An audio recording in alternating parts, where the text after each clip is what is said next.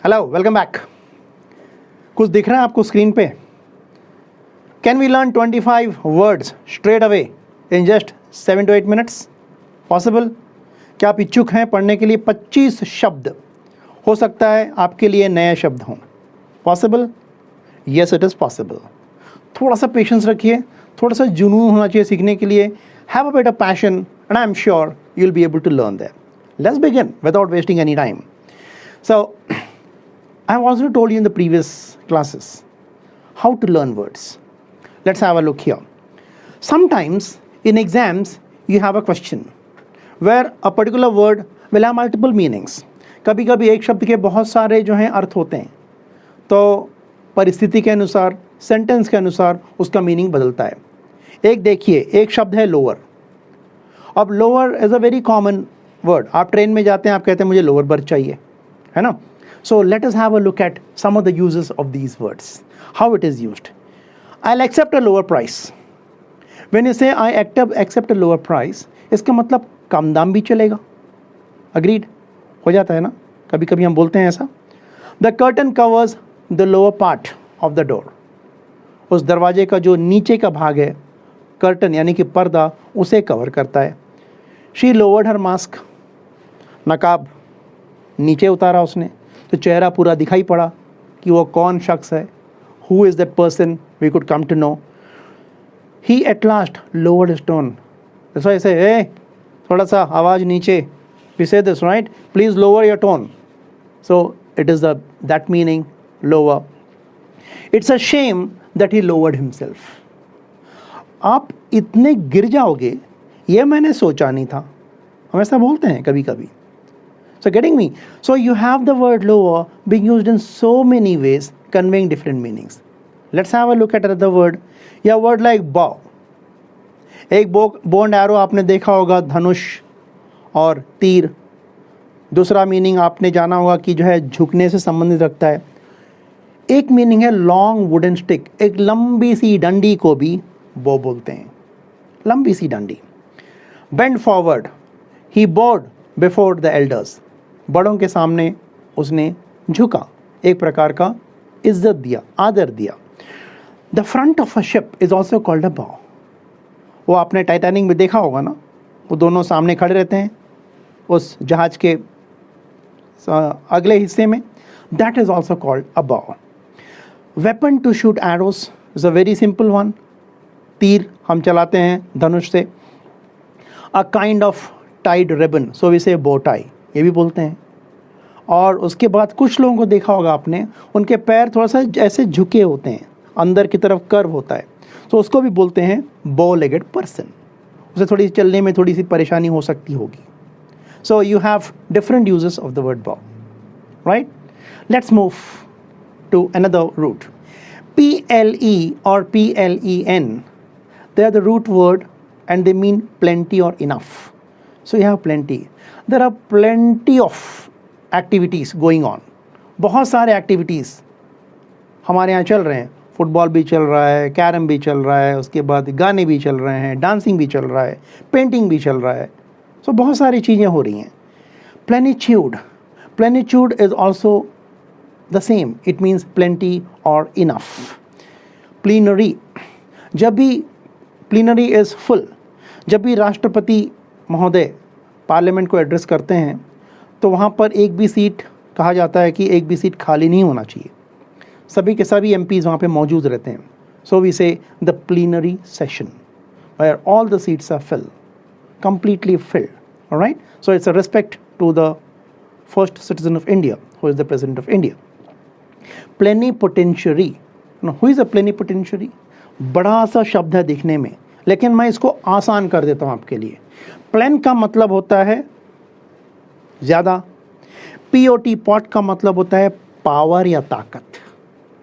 सो we से potential, potential. So we से potent. आप किसी होम्योपैथ के पास जाएंगे तो वो एक पोटेंसी का दवाई देगा आपको, उसमें पावर डालेगा, वो जो छोटी छोटी गोलियां होती हैं उसमें। सो आपका जो है, जो भी डिजीज़ है, जो भी बीमारी है, जल्दी से जो है ठीक हो जाती है। सो प्लेनिपोटेंशियरी का मतलब होता है वो इंसान जिसके पास बहुत सारे पावर हों, जैसे कि एक राजा के पास बहुत सारा पावर होता है, alright. Then you have word like plethora of excuses. Please यार, सॉरी यार, माफ कर दे यार. Lot of, excess, too much is called plethora. Replenish, जब भी प्लेट में चीज़ें कम हो जाती हैं वेटर आके उसमें भर देता है.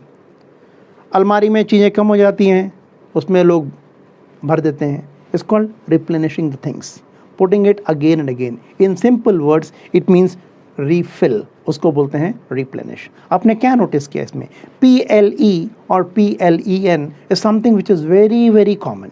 दे mean enough. Will look at one more root that is called crate.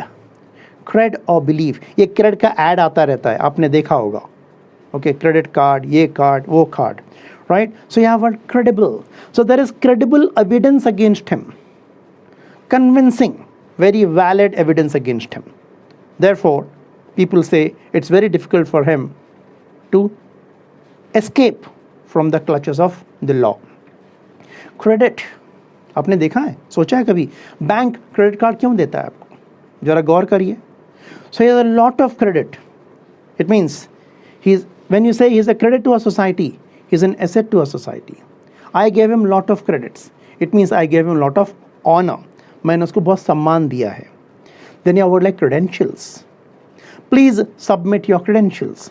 आपके जितने भी सर्टिफिकेट्स हैं, जो भी पेपर्स हैं, जो भी डॉक्यूमेंट्स हैं, उसको ज़रा सबमिट करिए ताकि हम उसको निश्चित कर सके कि ये आप ही का है.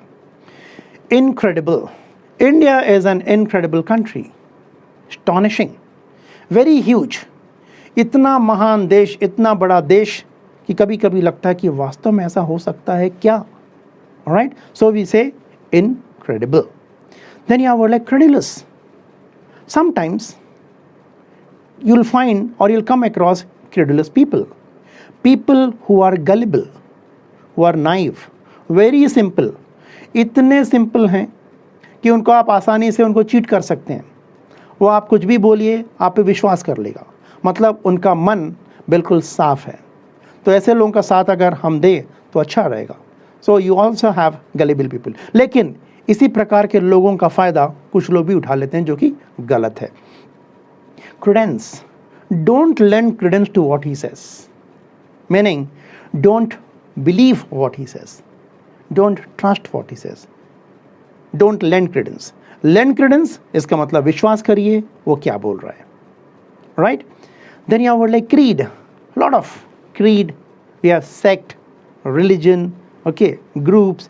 So creed is nothing but dogma, a set of rules and regulations, a set of principles which people follow is called a creed. Now, within just 5 to 6 minutes, we could learn around 25 words plus. Now, what makes a person learn these words? Is it just because only watching a particular channel like this? Answer is no. As I said, please develop some kind of a passion and I'm sure you'll pick up all these words. Now if you notice, next time when you come across any word like incredible or a word like credence or a word like creditable, I'm sure you'll recollect this particular root and straight away you will understand what is the meaning of this word. तो इसी तरह से थोड़ा सा प्रयास करिए. ताली दोनों हाथ से बजती है.